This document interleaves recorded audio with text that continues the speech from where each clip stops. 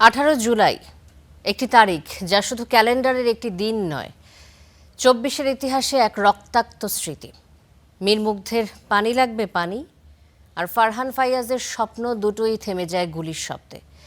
শুধু এই দুই তরুণী নয়, এদিন প্রাণ হারান অন্তত 29 জন। 2 বছর পরও প্রশ্ন রয়ে গেছে, সেই প্রাণহানির বিচার, জবাবদিহি আর রাষ্ট্রের সংস্কার কত দূর এগিয়েছে?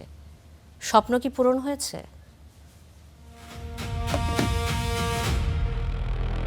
18 জুলাই একজন তরুণের হাতে ছিল পানি, আরেকজনের হাতে ছিল অস্ত্র। একজন বাঁচাতে চেয়েছিল দেশকে, আর অন্যজন মেতে উঠেছিল ধ্বংসে। নিশ্চয় মনে আছে মীর মুগ্ধকে, যার কণ্ঠে ছিল জীবন তৃষ্ণা। পানি লাগবে পানি, এই কথাগুলো আজও হয়তো মানুষের কানে বাজে, কিন্তু সেই পানির পেছনের যে আহাজারি আর্তনাদ, তার কতটুকু শুনতে পায় রাষ্ট্র? পানি লাগবে পানি, এই দৃশ্যটা যখন দেখা আসলে ওর যে অরিজিনাল যে কণ্ঠটা এখনো এটা মোবাইলের মধ্যে আছে। যখন ওইভাবে আমি দেখি তখন তো আর নিজেকে কন্ট্রোল করতে পারি না। আর ফারহান ফাইয়াজ, যার ফেসবুক পোস্টে লেখা ছিল, এমন জীবন গড়ো যাতে মৃত্যুর পরও মানুষ তোমাকে মনে রাখে। তেমন জীবনটাই গড়েছিলেন ফাইয়াজ। তার মৃত্যুটাকে মনে রেখেছে দেশ, কিন্তু তার স্বপ্নটা? ফেসিস্ট চলে গিয়েছে, বা আমরা যেই সুন্দর একটা বাংলাদেশ চেয়েছিলাম, ফারহানের মতো এরকম হাজারো স্টুডেন্ট বা হাজারো শহীদের রক্তের বিনিময়ে আমরা যেই বাংলাদেশ, নতুন সুন্দর একটা বাংলাদেশ আমরা চেয়েছিলাম, আমরা সেই বাংলাদেশ তো পাইনি। 18 জুলাই মারা গেছে এমন আরও 29 প্রাণ। ফ্যাসিবাদের বিরুদ্ধে যাদের রক্ত ছিল বুক চিতিয়ে দেশ রক্ষার দৃষ্টান্ত। সাধারণের কথা, সেই দৃষ্টান্ত আজ অনেকটুকুই যেন ভুলুণ্ঠিত। দিন শেষে আমরা আগের মতো ফিরে গেছি। সবাই জুলাইয়ের অবদানটা অনেকজন ভুলেও গেছে।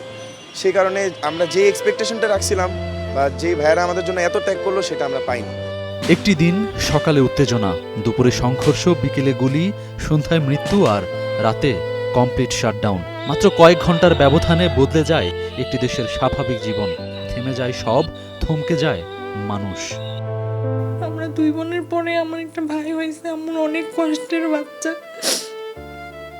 সে বাচ্চা নাকি 19 বছর পালার পরে রাষ্ট্রই তো কেড়ে নিছে। রাষ্ট্রের মানুষজন গুলি করে। পুলিশ তো হচ্ছে আমাদের রক্ষক, তাই না? আমাদের সবকিছু থেকে সেফটি দেওয়াটা হচ্ছে পুলিশের কাজ। সেই পুলিশ একটা শর্ট ডিস্টেন্স থেকে আমার ভাইটাকে গুলি করে মেরে ফেলে। সেই মৃত্যুর কারণগুলো কি আমরা থামাতে পেরেছি কি বিচারের কাঠগড়ায় দাঁড় করাতে? সেখানে 18 জুলাই অতীত নাকি বর্তমান? সবারই একটা বিশাল আশা ছিল, স্বপ্ন ছিল, বাট এখন দেখা যাচ্ছে সেই আশাগুলো কেন জানি একটু ফিকে হয়ে যাচ্ছে। মানুষ তাই প্রশ্ন করে, সে কতটুকু নিশ্চিন্তে থাকতে পারে যেন তার গল্পটাও মুগ্ধ কিংবা ফাইয়াজের মতো হবে না?